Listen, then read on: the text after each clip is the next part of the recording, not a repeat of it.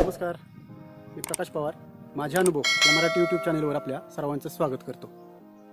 मित्र हो, आज आपण आमच्या घराच्या मागची ही फळझाडांची बाग बघणार आहोत. तर चला आपण बाग बघूयात. या ठिकाणी हे बानवली जातीचे 2 नारळ आहेत की जे आम्ही गेल्या वर्षी दापोलीहून आणले होते. बघा, तुम्ही त्याची वाढ बघू शकत असाल, किती मोठे झालेले आहेत. याला कोणतंही रासायनिक खत आम्ही देत नाही. जे काय आहे ते सर्व ऑर्गॅनिक म्हणजे सेंद्रियच आम्ही त्याला वापरतो. आमचा जुना आंबा, गेल्या वर्षी याला आंबे आले नव्हते, यावर्षी कदाचित येतील. यावर्षी टाकलेल्या कोयांपासून हे आंबे आलेले आहेत. यांचा आपण पुन्हा वापर करून त्याच्यापासून नवीन रोपं तयार करणार आहोत. पुढे आल्यानंतर हे लिंबूचं झाड आहे. बघा, तुम्ही एकदम पाहू शकत असाल की एकदम हिरवगार आहे. त्याचबरोबर हा लखनौ जातीचा पेरू आहे. त्याच्या समवेत लगेच पुढे हा बानवली जातीचा नारळ आहे. हे मोसंबीचं झाड आहे. सध्याला याचे पानं जीर्ण होऊन पडलेले आहेत, तर पुन्हा नव्याने पालवी फुटेल.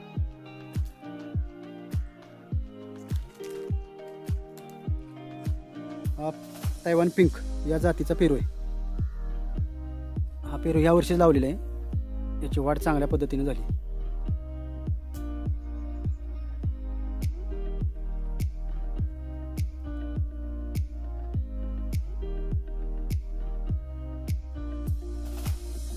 केळी, या केळीला नुकताच केळींचा घड लागलेला आहे. त्याच खाली नारळाचं झाड आहे.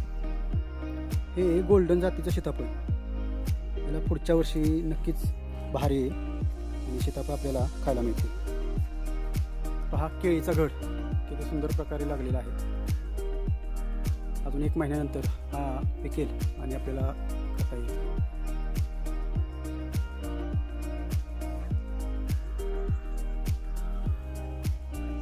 या ठिकाणी काही मिरच्या देखील दिसत आहेत.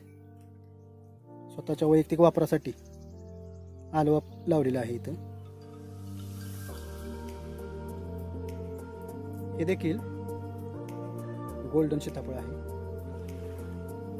गेल्या वर्षी जे आम्ही दापोलीहून नारळ आणले त्या सर्वांमध्ये हाच एकमेव छोटा राहिला आहे.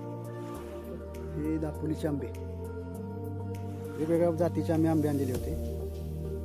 त्यामधील काही हापूस, केशर, त्याचबरोबर पेढा आंबा, असं एक 4 ते 5 प्रकारचे आम्ही झाडे आणलेली होती आंब्याची.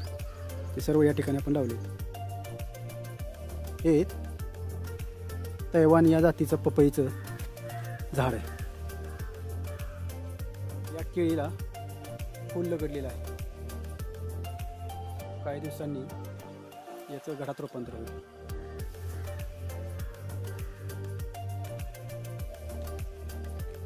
हा आंबा, इथं पुन्हा केळीचं झाड आहे, त्याला देखील घड लागलेलं आहे. गाजराचं बी करण्यासाठी आपण गाजर लावलेलं आहे. हा आंबा पहा, गेल्या वर्षी लावलेला आहे, परंतु चांगल्या पद्धतीने फुटलेला आहे. त्याला ठराविक आकार देण्यासाठी आपण मध्यंतरी त्याला 2 ते 3 वेळा कटिंग केलेलं आहे. बघा, ही केळी, तिला देखील घड आलेलं आहे. ही तैवान पपई, तुम्ही पहा किती पपया लागलेले आहेत.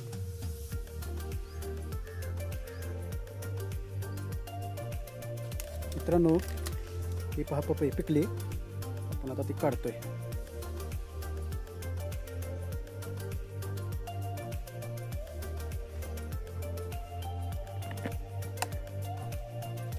हा नारळ सर्वात जास्त उंची याचीच वाढलेली आहे, गेल्या वर्षी लावलेली नाही. अंजिराचं छोटंसं झाड आहे.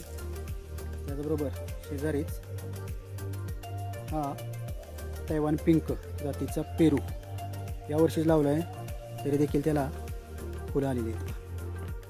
ही आळू आळूची पानं त्याच्यापासून आपण वड्या तयार करू शकतो, त्यासाठी आपण इथे लावलेली आहे. सोबतच जवळच एक मोठं असं पेरूचं झाड आहे, ज्याला 2 वर्ष झालेली आहेत. तुम्ही त्याचा पेरू नक्की पाहू शकता. हा पेरू पूर्णपणे सेंद्रिय, त्याला कोणत्याही प्रकारचं रासायनिक खत असं आपण टाकलेलंच नाही. हे डाळिंबाचं झाड, शेजारी दुसरं एक डाळिंबाचं झाड लावले. हा कागदी लिंबू, सोबत हे हनुमान फळ आणि त्यानंतर आपला नारळ. हे आपलं शेवग्याचं झाड खूप उंच वाढले, त्याला काही दिवसांनी फुलं येतील आणि आपल्याला शेंगा खायला मिळतील.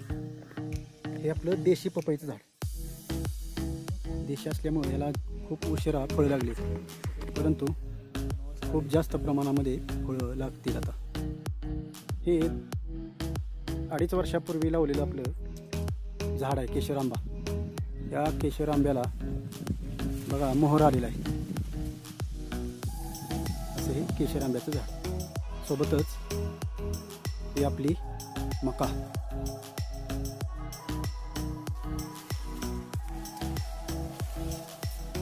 मका चांगल्या पद्धतीने आलेली आहे. ही आपल्या घराची पाठीमागची जागा, या पाठीमागच्या जागेतच आपण ही सेंद्रिय पद्धतीनं बाग तयार केलेली आहे. मित्रांनो, ही जी आपली बाग आहे ती संपूर्णपणे नॅचरल म्हणजे जैविक स्वरूपाची आहे. त्याला आपण कोणतंही रासायनिक खत वापरत नाही. यासाठी आपण जीवामृत दर 15 दिवसांनी एकदा देतो. त्याचबरोबर फवारणी घेताना देखील निमास्त्र आणि जीवामृताची फवारणी करतो. या व्यतिरिक्त या बागेला आपण काहीही देत नाही. त्याच्यामुळं तुम्ही पाहत असाल की सद्यस्थितीला पाणी कमी असताना देखील ही चांगल्या पद्धतीनं आपण डेव्हलप केलेली बाग आहे. हा व्हिडिओ आवडला असल्यास लाईक करा, शेअर करा आणि सोबत असणाऱ्या जे बेल आयकॉन आहे त्याच्यावर क्लिक करून ऑल या बटनावर क्लिक करा, म्हणजे आमचे जे व्हिडिओ आहेत ते सर्वप्रथम तुम्ही पाहू शकता. धन्यवाद.